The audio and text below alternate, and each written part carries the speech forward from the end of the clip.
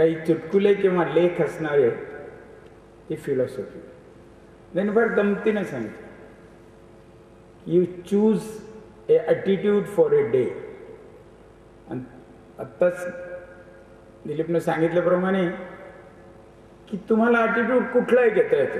तुम्ही दिवसभर चिडखोर भांडखोर असेही राहू शकता किंवा नाही, तसे असल्यात की तुम्हाला रिस्पॉन्ड तसाच होतो. तुम्ही आनंदी देणारे असेही असला की दिवस तुमचा तसाच जातो. त्यामुळे दिवसभरात आपण काय घ्यायचं तो ॲटिट्यूड तुम्ही सकाळी घेऊ शकता. आणि आज आपण दिलदार व्हायचं. कोण एक त्याला यासाठी हा येणार आहे याच्यात फार कटकट करायची नाही, पण संघर्ष करायला जायचं तिथेही आपला सकारात्मक संघर्षच असेल. हाही एक पॉझिटिव्ह ॲटिट्यूड. आणि हा गंगाभाऊ घेत असताना दुसऱ्या दिवशी त्याचा लवलेस नसायचा. गंगाभाऊ मऊ, रसिक आणि कुणाचं तरी कौतुक करणारे असायचे, कारण त्या दिवशीचा ॲटिट्यूड हा त्यांचा तसा असायचा. आणि अशी व्यक्तिमत्व आता सांगितल्याप्रमाणे खूप दिसतात आपल्याला. गंगाभाऊ तसे होते. मला आठवतंय की महाराष्ट्राच्या ह्या विना अनुदान धोरणासाठी सरकारशी भांडताना कुठलाही आडपडदा न ठेवताना तुमच्या पॉलिसी चुकतात हे सांगण्याचं धैर्य गंगाभाऊत होतं. आणि सांगायचे की तुमच्यात नवीन कॉलेजेस काढायची शक्ती नाही सरकारमध्ये, तर जे निघाले त्याच्यात गरीब मुलांना, ओबीसी, एसटी, ईबीसी वाल्यांना सरकारी कॉलेजमध्ये देताच तीच फीस दिली तरी तुम्हाला अधिक खर्च न करता तुम्ही समाजाला मदत करू शकता. जे देऊ शकतात ते भरतील, पण ज्यांना देण्याची गरज आहे तुमच्याजवळ ताकद नाही त्याच्या एवढी घेतली असती. मला वाटते की 3.5-4 कोटीमध्ये सगळे महाराष्ट्रातले इकॉनॉमिकली वीकर, ओबीसी, एसटी हे जेवढे ॲडमिशनसाठी ज्यांनी अर्ज केले त्यांना जरी दिले असते तरी सरकार त्यांना उभा करू शकलं असतं. 3-4 कोटीही अलॉट करण्याची धमक किंवा धैर्य सरकारने दाखवलं नाही. तेच गंगाभाऊ ज्या गोष्टीसाठी भांडत होते ती पॉलिसी आज सरकारने गेल्या 3 वर्षापासून ॲक्सेप्ट केली. आणि आता दरवर्षी सरकार 1300-1400 कोटी रुपये ह्या मुलांच्या शिक्षणासाठीची फीस द्यायची, कारण त्यामध्ये त्यांचे 5 ते 10 हजार कोटी वाचतात. त्या संस्था ह्या उभ्या केलेल्या आहेत, त्या सरकारला उभं करायची गरज नाही, पण त्यामध्ये शिकणारा मुलगा हा केवळ छोट्याशा कॉन्ट्रीब्युशनमध्ये समाजाला एक शक्ती म्हणून उभा राहू शकतो. हे पहिल्यांदा सांगण्याचं धैर्य गंगाभाऊंनी मुंबईच्या एका मीटिंगमध्ये केलं. गंगाभाऊ त्यावेळेसही म्हणाले की ज्या मुली 30-40 किलोमीटर पासून शहरात शिकायला येतात त्यांना एसटीचा पास फ्री करा. तुम्ही अर्धे पैसे देतात, पण मुलींसाठी फ्री करा, कारण त्यांना शहरात राहण्याची सोय नसते. परत रात्री मुलगी घरी आली तर तेवढाच आई वडिलांचा जीव भांड्यात पडतो. म्हणून तुम्ही जिथं जिथं बस जाऊ शकते अशा ठिकाणच्या मुली कॉलेजला जर औरंगाबादला येऊ शकतील, लातूरला येऊ शकतील, नांदेडला येऊ शकतील, सांगली कोल्हापूरला येऊ शकतील, तर त्यांची 40 किलोमीटर पर्यंतची एसटी पासची सोय करा. त्यांचे आई वडील त्यांना पाठवतील, कारण शिक्षणाच्या फीची सवलत होतीच. नाही केलं सरकार. आणि आज आपण बघतोय की मुलींना संधी मिळाली तर इंजिनिअरिंग मध्ये मुलांच्या पेक्षा किमान 2 गुणांनी ऍडमिशन बंद होणाऱ्या मुलींचे ऍडमिशन असतात. मेरिट मध्ये, रँक मध्ये नेहमी येणाऱ्या मुलींची संख्या ही मुलांची 30-40% वर नसते, मुलींची 60% असते. त्यांचं ॲव्हरेज पर्सेंटेज जास्त असतं. आणि हे कर्तृत्व आता आपल्याकडे आलंय. त्यामुळे आपला देश आता देशात जगातला स्त्रियांना पार्लमेंटमध्ये रिझर्वेशन देण्या इतका पुढे गेलाय आणि ते पास होऊ शकले. हेच गंगाभाऊ 15-20 वर्षापासून सांगत होते. याला आम्ही द्रष्टा म्हणतो. मला माहिती आहे की ज्यावेळेस कॉलेज सुरू केलं आणि गंगाभाऊ बाबूराव घरी आले की आपल्याला कॉलेज काढले आणि तुम्ही फॅक्टरी सोडून दे, चला घरा जरा तिकडे बसा. मग कसं होईल म्हणे, तुम्ही काही हे करू नका. आणि ज्या जिद्दीनं हट्टाने त्यांनी ते सांगितलं ते करून दाखव. ही एक ऐतिहासिक घटना म्हणून आपण बघण्यापेक्षा जर काही मिळत गेलं करत गेलं तर न थकणारी दिलीपनं आता खूप उदाहरणं सांगितली. आणि गंगाभाऊचे सगळे म्हणाले ते झालंच असं नाही, त्यामुळे ते थकले नाही. ह्या अनेक गोष्टी अशा होत्या की हे करायचं, नाही झालं तर रागा नाही करायचं. आणि त्या गंगाभाऊचं आज आपण अशा अर्थाने की हे सगळे स्नेहाने जोडलेले आहेत. MGMची कुठलीही ऑर्डर काढून हजर राहा म्हणून आलेले आजही नाही आहे. अनेक समाजात काम करणारे. आणि हा जो दुवा आहे त्याने गंगाभाऊनी उभा केलेला हा स्नेहाचा सुगंधाचा ताटवा हा औरंगाबादमध्येच नाही, हा लातूरला आहे, अंबेजोगाईला आहे, बीडला आहे, कुठेही जा तिथे गंगाभाऊची आठवण काढणारे लोक आहेत. आणि त्यामुळे मला आठवते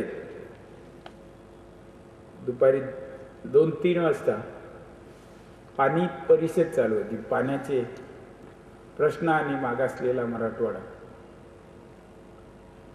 का आहे, शहर आणि खेड्यातला कसा फरक असू शकतो, वेस्टर्न महाराष्ट्र याच्यात काय असू शकतो, याची एक चर्चा चालू होती. विखे पाटील बोलले आणि माधवराव चितळे बोलत होते. बाबुरावांनी मला बाहेर बोलावलं आणि सांगितलं की गंगाभाऊला ॲडमिट केलंय, दुपारी 2-3ची गोष्ट असेल आणि आपल्याला जायचं. ठीक आहे म्हटलं, मी सांगतो आणि जाऊया. मी त्या हॉलमध्ये सांगितलं आणि खाली यायला एक अर्धा तास लागला. आणि सांगितलं सिरियस आहे, आम्ही हॉस्पिटलला परेपर्यंत गंगाभाऊ नव्हते. ॲब्सोल्युटली काम करतात. त्या दिवशी त्यांना नक्कीच बरं वाटत नसणार, पण प्राचार्याच्या कॉन्फरन्समधून त्यांना विवेकानंद संस्था दाखवताना आपला थकवा आला तरी त्यांनी तो लपवला आणि तेच आपल्या सर्वांना महाग पडलं.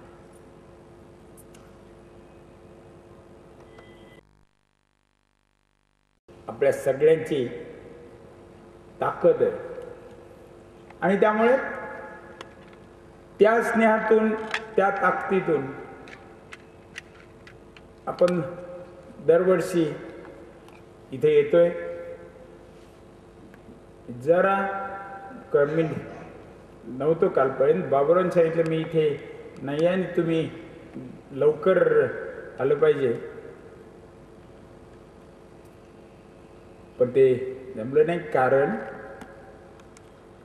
आपल्याला गंगाभाऊसाठी काही एक त्यांच्या आठवणीचं पुस्तक करता येईल का,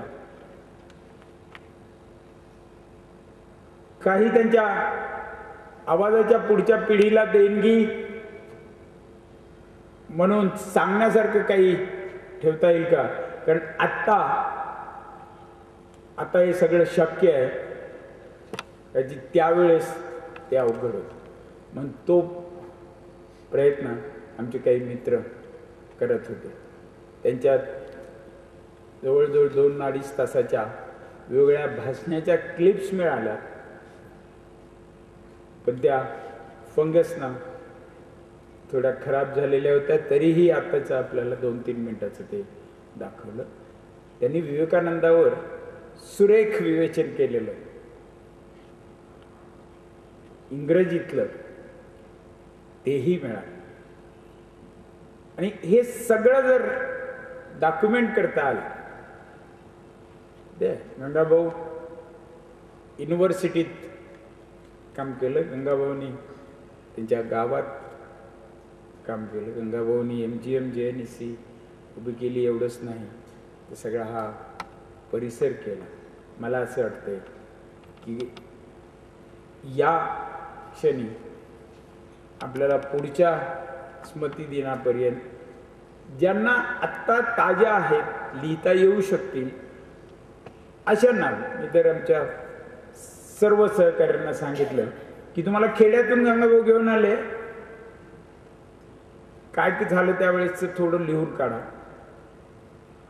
तुम्हाला पहिल्यांदा गंगाभाऊनी इथं कामाला काय सांगितलं, काय काम करायचं, कारण इंजिनिअरिंग कॉलेज ही कल्पनाही बऱ्याच जणाला माहीत नसणारी होती.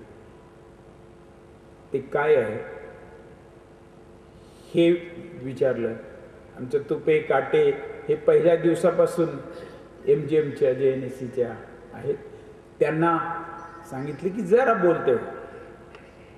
आणि हे जर करता आलं तर आपल्याला हा बुलंद आवाज पुढच्या पिढीलाही काही डॉक्युमेंट न देता येईल. कारण ही अशी विरत जाणारी आठवण राहू नये, ही वास्तू उभी राहिली. आणि ह्या संस्थांना, वास्तूंना 100 वर्षाचं आयुष्य काहीच नसतं. 350 वर्षाचं हार्वर्ड विद्यापीठ पाहता आलं.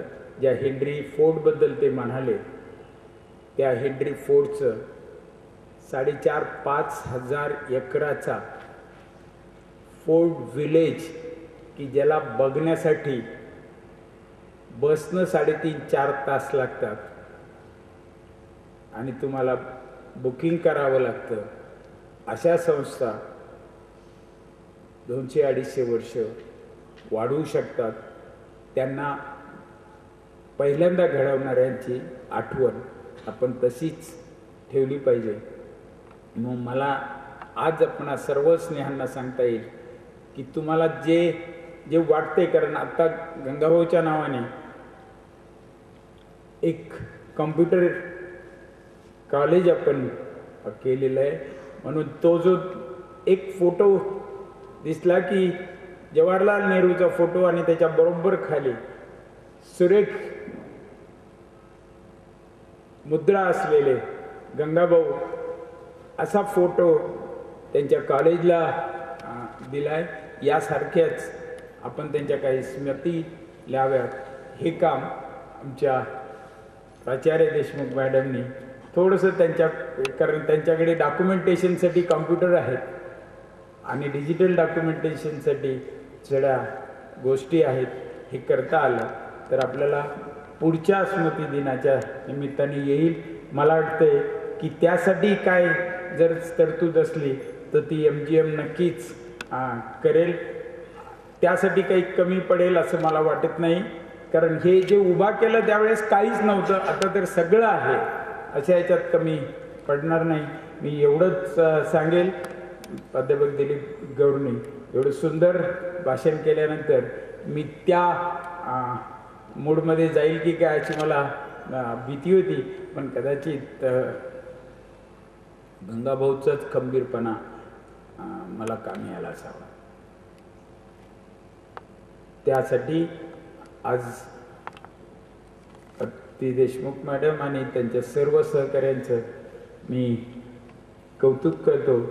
आणि राहिलेलं त्यांनाच एवढा चांगला कार्यक्रम केल्याबद्दलचा एक बुके मी आत्ता देतो आणि हा जरा गंभीर मूड बदलण्यासाठी त्यांना आभाराचं वाचन कोण करतील त्यांच्यासाठी हा डायस सुपूर्द करतो. पुन्हा आपणा सर्वांचे आभार. गंगाभाऊचा स्नेह आपण अधिक बंधित करूयात, थोडासा ग्रंथित करूयात एवढीच मी विनंती करतो. आणि मॅडम हां एक पटकन म्हणजे मी त्यांना देतो. मी आपणा सर्वांच्या वतीनं हा कार्यक्रम अरेंज करणाऱ्या प्राध्यापक प्राचार्य प्राप्ती देशमुख यांना बुके देतो आणि हा माझा अध्यक्षीय भाषण संपलं असं जाहीर करतो.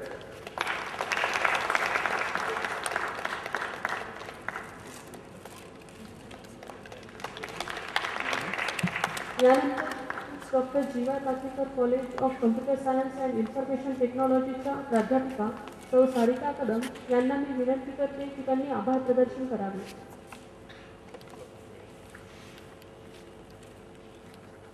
धन्यवाद मॅडम. आजच्या कार्यक्रमाचे प्रमुख वक्ते श्री दिलीप गौड सर यांनी ओळख माझ्यातील महानायकाची या विषयावर आपले विचार व्यक्त केले. सर, मला खात्री आहे की इथे उपस्थित प्रत्येकाने स्वतःतील महानायक ओळखण्यासाठी सुरुवात केली असेल. त्यांनी मांडलेले विचार आजच्या विद्यार्थ्यांना, पालकांना व आम्हा सर्वांना निश्चितच मार्गदर्शक ठरतील. सरांनी त्यांचा अमूल्य वेळ देऊन आम्हाला जे मार्गदर्शन केले त्याबद्दल मी त्यांचे आभार मानते. आजच्या कार्यक्रमाचे अध्यक्ष श्री प्रतापराव बोराडे सर यांनी अध्यक्षपद भूषविल्याबद्दल मी त्यांचे आभार मानते. काही अपरिहार्य कारणामुळे आजच्या कार्यक्रमाला महात्मा गांधी मिशनचे सचिव श्री अंकुशरावजी कदम सर उपस्थित नसले तरी त्यांच्या मार्गदर्शनाखालीच हा कार्यक्रम पार पडला. तसेच आमच्या महाविद्यालयाच्या प्राचार्या डॉक्टर प्राप्ती देशमुख यांचेही आम्हाला मार्गदर्शन लाभले. दरवर्षीप्रमाणे याही वर्षी या कार्यक्रमासाठी जेएनसी महाविद्यालयाचे प्राचार्य व त्यांचा स्टाफ यांची जी मदत झाली त्यासाठी मी त्यांचे आभार मानते. तसेच हा कार्यक्रम पूर्णत्वास नेण्यास ज्यांचे प्रत्यक्ष व अप्रत्यक्ष सहकार्य लाभले त्यांचे व कार्यक्रमास उपस्थित सर्वांचे मी महात्मा गांधी मिशन परिवाराच्या वतीने आभार मानतो व अध्यक्षांच्या वतीने कार्यक्रम संपला असे जाहीर करतो. धन्यवाद.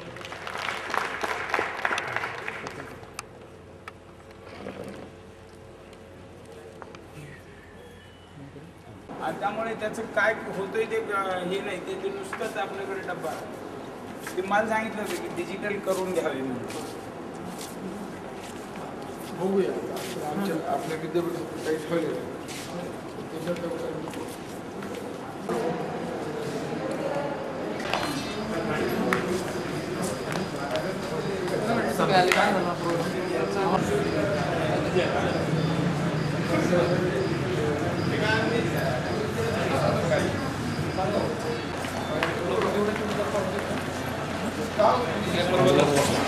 खाली